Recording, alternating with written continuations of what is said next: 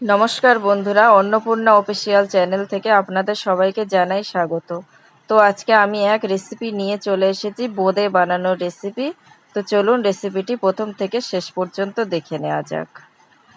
প্রথমে আমি একটি বাটি নিয়ে নিয়েছি, তার মধ্যে ছোট বাটির 2 বাটি বেসন দিয়ে দিচ্ছি। তো এবারে আমি ওই বেসনের মধ্যে লবণ দিয়ে দিলাম।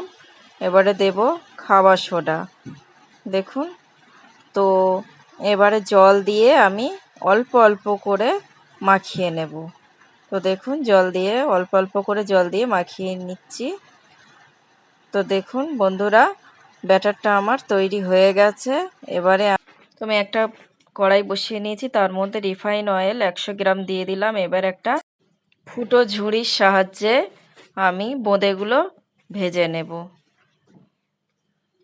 তো দেখুন বন্ধুরা, বোঁদেগুলো আমার ভাজা হয়ে গেছে, নেড়ে চেড়ে নিচ্ছি। তো এবার আমি তুলে নিচ্ছি, দেখুন বেশ লাল লাল হয়ে গেছে। তো আরেকটা কড়াই বসিয়ে তার মধ্যে আমি নিয়ে নিচ্ছি 1 বাটি চিনি। তারপর এর মধ্যে দিয়ে দেব 2 বাটি জল। তো এটা এবারে আমি খুব ভালো করে একটা শিরা বানাবো।